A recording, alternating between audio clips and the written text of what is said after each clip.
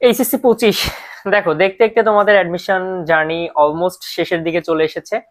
তো দেখো, এই অল্প সময়ের ভিতরে দেখাচ্ছে তোমাদের অনেকের গায়ে হয়তো চান্স না পাওয়ার কারণে হয়তো সেকেন্ড টাইমার ট্যাগটা লেগে গিয়েছে। তো তোমাদের অবস্থাটা এখন আমি তোমাদেরকে বলি। দেখো, অনেকের অবস্থা কি, যে ফেব্রুয়ারি মাস পড়ে গিয়েছে, তাই না? জানুয়ারি মাস তো দেখতে দেখতে শেষ, নানান ব্যস্ততা এখানে ওখানে পরীক্ষা দিতে দিতে জানুয়ারি মাস শেষ, ফেব্রুয়ারি মাস পড়ে গিয়েছে। তো ফেব্রুয়ারি মাসের আজকে আমি যখন ভিডিওটা করতেছি তখন হচ্ছে 6 তারিখ, তাই না? তো 6 দিন অলরেডি শেষ। এখন কি, আরে সামনে নির্বাচন, নির্বাচন নিয়ে অনেকে অনেক এক্সাইটেড। আরে ভোট দিব, এই করব ওই করব, এই নিয়ে এক্সাইটেড। নির্বাচন, তারপরে কি, তারপরে হচ্ছে সেই বিশিষ্ট বিশেষ কিছু দিন চলে আসবে। Kiss day, hug day, propose day, হাবিজাবি ডে, ডে পালন করলাম। এখন ডে পালন করার পরে কি, পড়াশোনার এখনো সময় নাই, ঠিক আছে? পড়াশোনা বাদ, ডে পালন করলাম। ডে পালন করার পরে কি করতে হবে? ডে পালন করার পরে আসছে রমজান মাস। সহি সালামত টুপি টুপি পরে একেবারে, আরে অনেক পাক পাপ কাজ করে ফেলছি, অনেক আকাম কুকাম ডে ডে পালন করে আসছি, এখন একটু কনফার্ম জান্নাতি হয়ে নি। রোজা, ঠিক আছে? রোজার সময় সারাদিন রোজা রেখে আরে ক্লান্ত, ঘুমাতে যাই 3টার সময় সেহরি করে বা 4টা 5টার পরে সেহরি করে ঘুমাইতে যাই। উঠি হচ্ছে জোহরের পরে।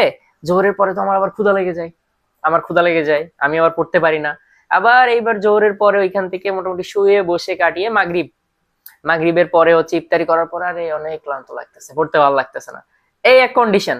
তারপরে কি, আর রাত শেষে তো বিশেষ একটা কাজ থাকে, প্রচুর পরিমাণে ফোনে রিলস দেখতে হবে, নাইলে তো আসলে মানে খাবারটাই হজম হবে না, এমন একটা অবস্থা। তো রিলস দেখতে দেখতে কি হলো, এই রোজা রমজান মাসটাও পার হয়ে গেল, দেখতে দেখতে মার্চ চলে আসবে। এখন মার্চের পরে কি, ঈদ। ঈদ নিয়ে অনেক মাতামাতি, ঈদের পরে আত্মীয় স্বজনের বাসায় যাওয়া, এই হাবি জাবি করে কি অলমোস্ট মার্চও শেষ। এপ্রিলে যেয়ে তোমরা হয়তোবা তখন আবার একটু মাথায় একটু টনক নড়বে, যে এখন একটু পড়াশোনা করতে হবে, আমি তো সেকেন্ড টাইমার। এখন ভাই, তুই যে এই এতদিন পড়াশোনা করলি না, তোর প্রথমবার চান্স হয় নাই, তোর কিছু ভুল আছে, নিশ্চয়ই কিছু ভুল আছে, কিছু ফল্ট আছে, কিছু জিনিসের কারণে হয়তো তো চান্স হয় নাই। তোর এই জিনিসটা কি মাথায় নাই যে তুই চান্স পাস নাই, তুই একজন সেকেন্ড টাইমার? তোর ওই যেদিন তুই মানে চান্স পাস নাই, বা তুই যখন নিয়ত করছিস যে আমি সেকেন্ড টাইমার দিব, ওই দিন থেকে তোর কি মানে পড়াশোনা স্টার্ট করা উচিত ছিল না? তুই এই 2-3 মাস যদি নষ্টই করে ফেললি, তাহলে তোর আর ওই যারা ফার্স্ট টাইম পরীক্ষা দিবে তাদের মধ্যে আসলে ডিফারেন্সটা কই থাকবে?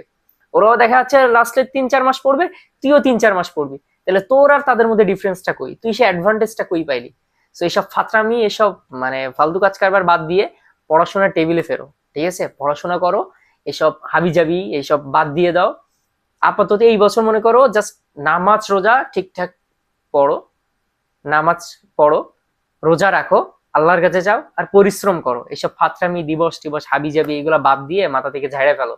আর এই যে ফোন, আমি যেটা দিয়ে ভিডিও করতেছি, এই ফোন মোটামুটি কাছেই রাখবা না, এইটা হচ্ছে তোমার সব থেকে বড় শত্রু, এটা মাথায় রাখবা, ঠিক আছে?